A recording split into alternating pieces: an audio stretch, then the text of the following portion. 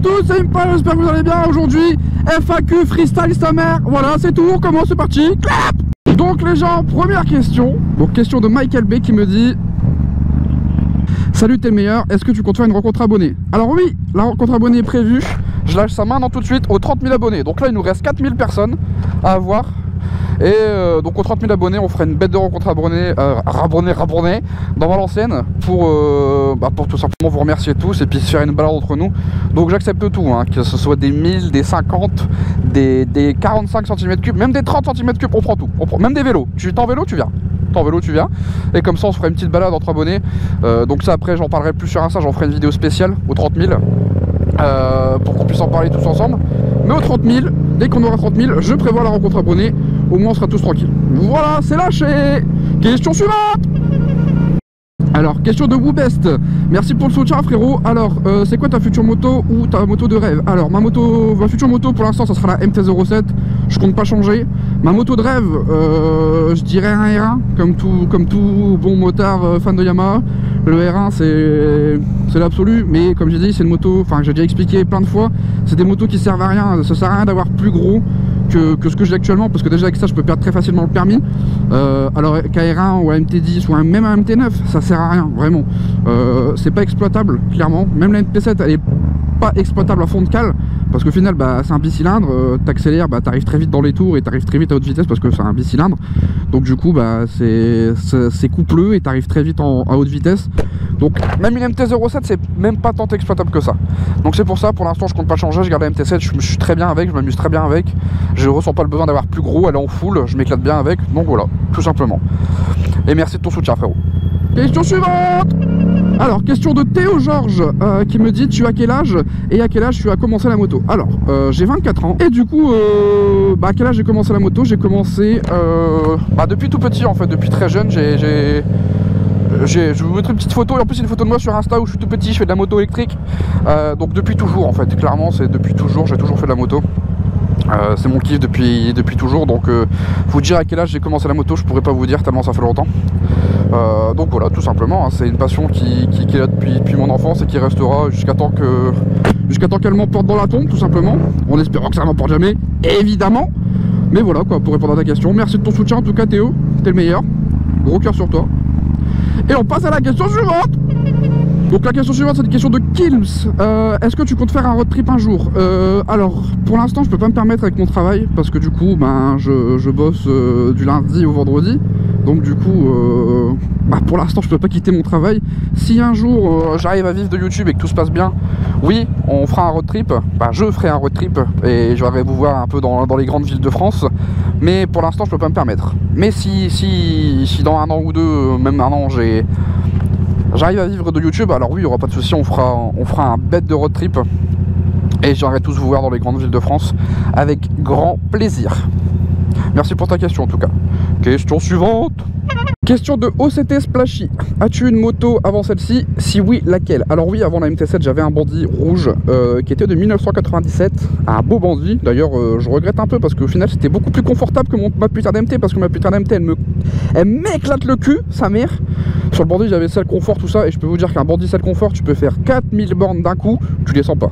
Le problème c'est qu'il était rincé, il y avait 125 000 km le bandit, j'en avais mis plein sa gueule, donc il était temps que je change, et au final j'ai changé pour mieux, parce que c'est vrai que la MT-07 finalement je regrette pas de l'avoir, parce que bon c'est une moto super joueuse et clairement elle est neuve quoi, enfin je l'ai acheté neuve du moins. Donc du coup ouais, j'avais un bandit avant, super moto que je conseille pour les débutants d'ailleurs.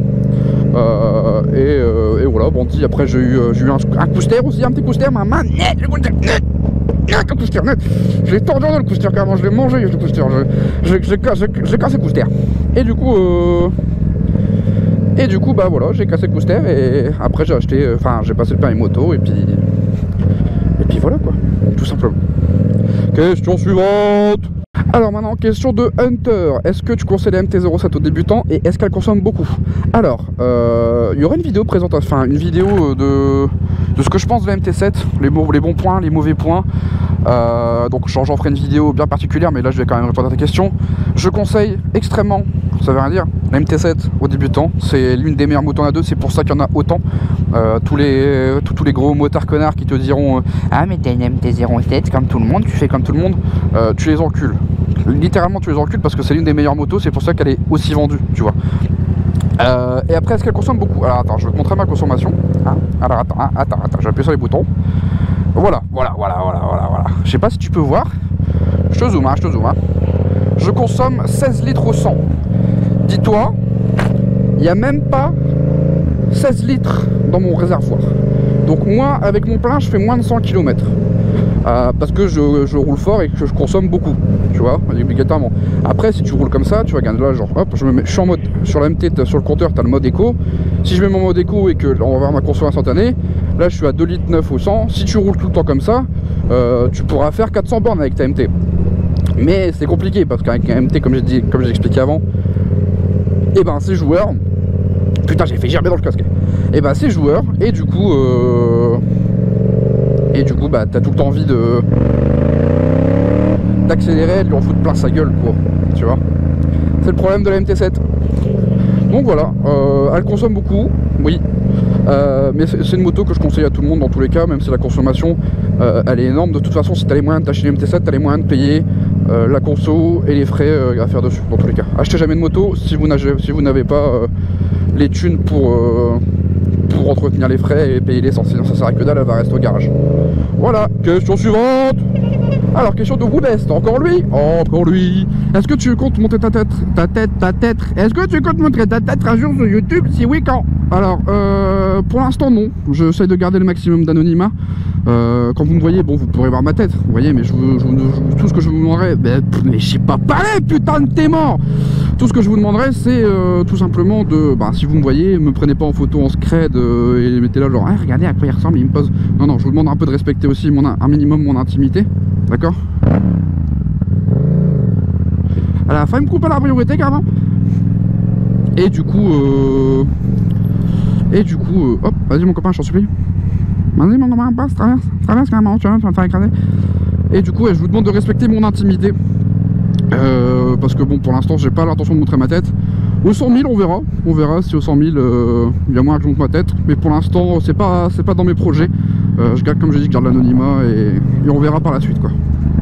Question suivante. Alors, question de Nini. Quelle est ta passion par la moto et quel est ton meilleur et ton pire souvenir à moto? Alors, c'est une très bonne question, ça, Nini. Ma passion par la moto, c'est la Formule 1. Ça peut paraître bizarre, mais oui, j'adore les 4 roues aussi.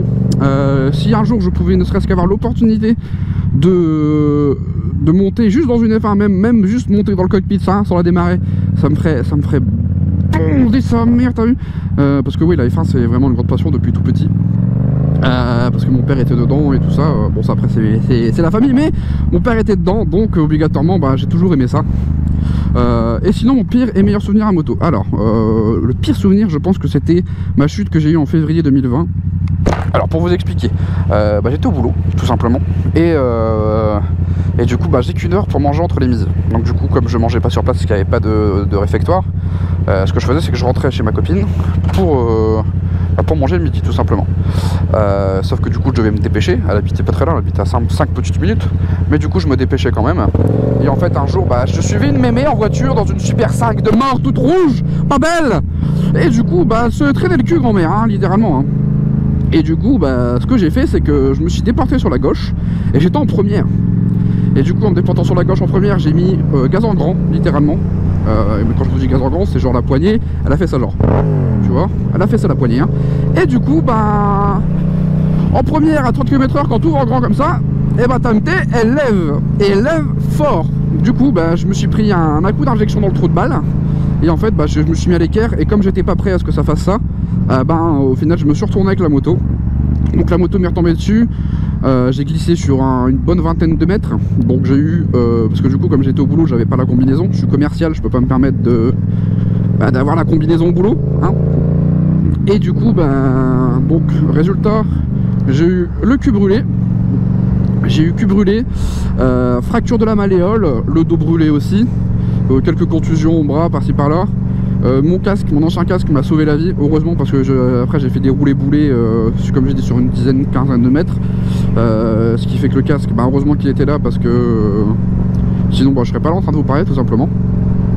Et sinon, pour mon meilleur souvenir, en vrai, c'est quand j'ai roulé avec Coco. Alors Coco, c'est un mécanicien de Daffy Moto Valenciennes, et franchement les gars, c'est un bête de pilote. Clairement, je le suis pas, hein. Il pourrait même prendre une 50, non, j'abuse un peu, mais genre même avec un CB500 il me tord en deux, genre littéralement.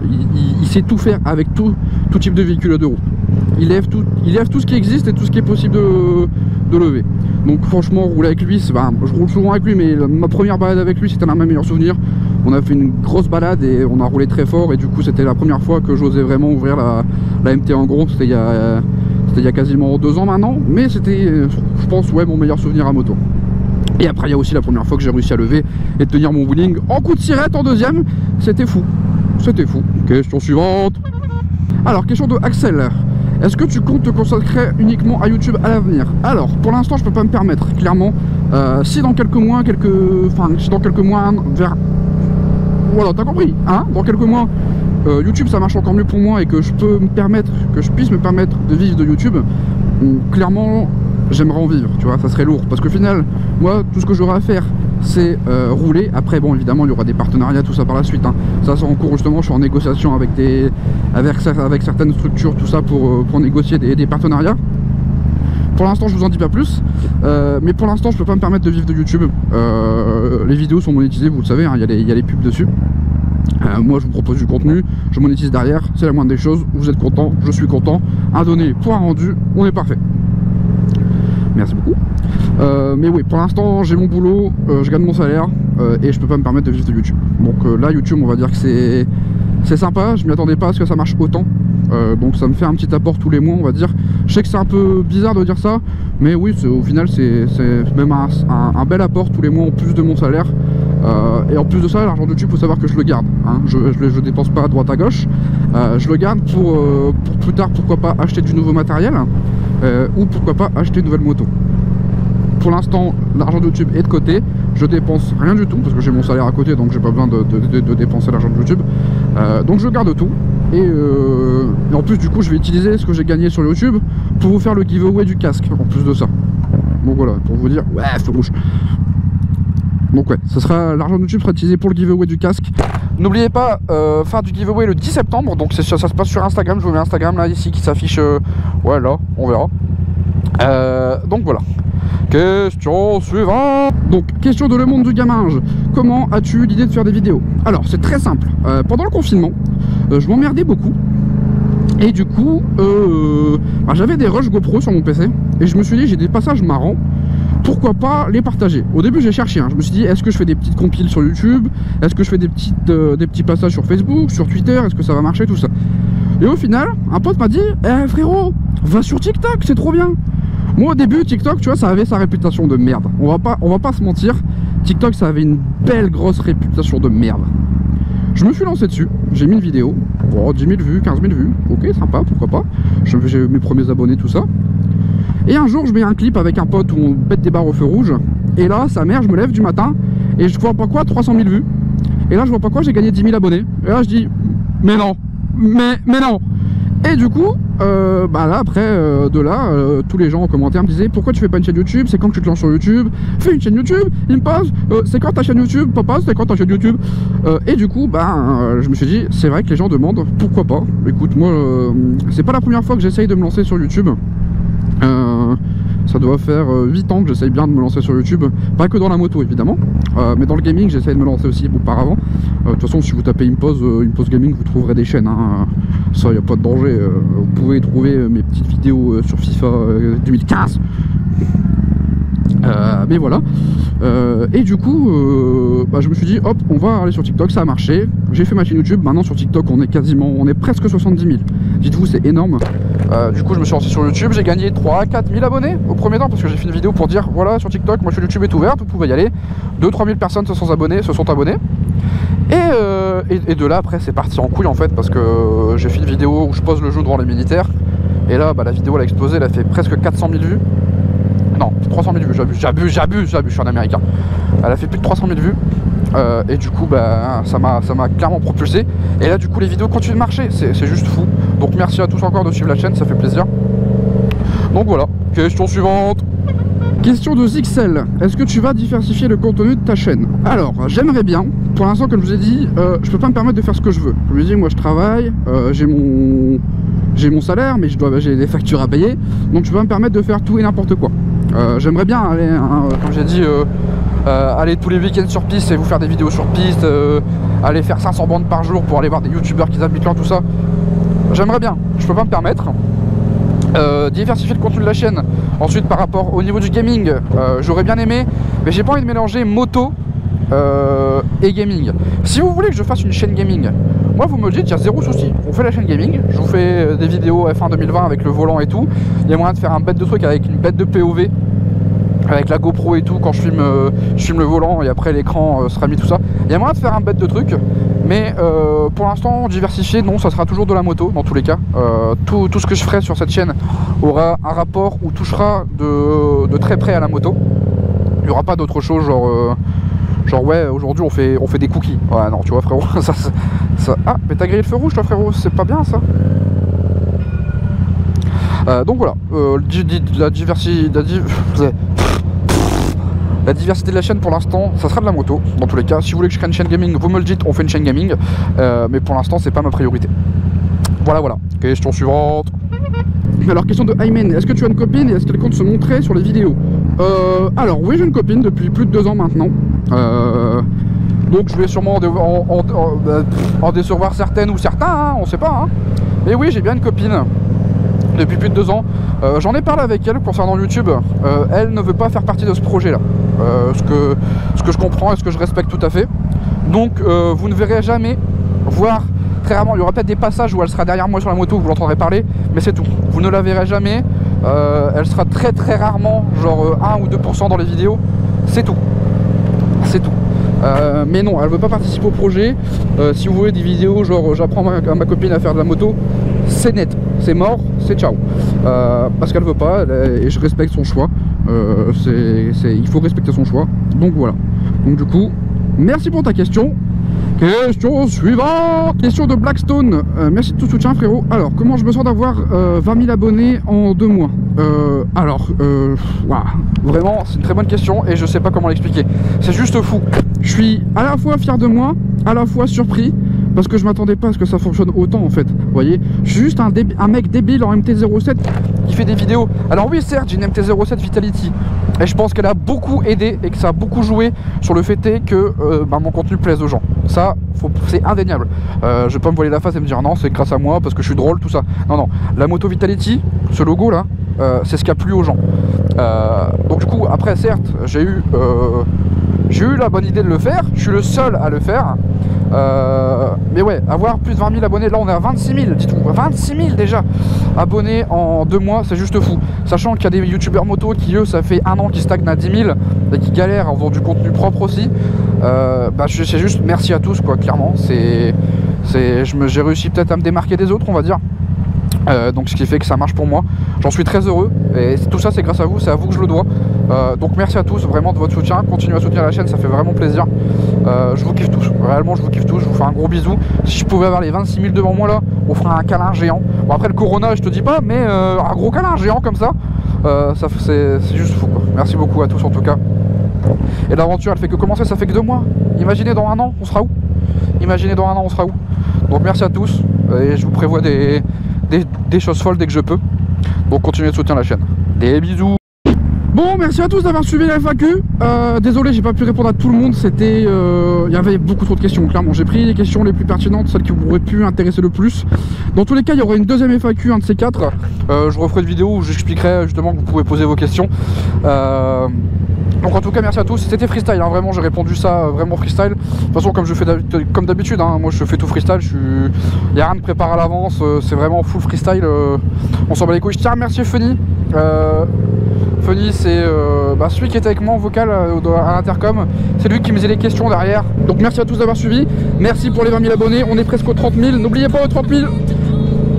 Alhamdoulilah. Ah je vous ai dit freestyle, hein. C'est la rencontre abonnée aux 30 000. Donc n'hésitez pas à être présent, suivez la chaîne, partagez à fond. Comme ça, quand on sera 30 000, on pourra faire une bête de rencontres abonnés de malade. Ça va être le feu de Dieu. Donc merci à tous, vraiment je vous kiffe tous. Sans vous tout ça serait pas possible. C'est que le début de l'aventure, ça fait que 2 mois qu'on a commencé. On pourrait aller très loin tous ensemble. Donc merci à tous, je vous kiffe tous. C'était Popose. Hey, Tuesday.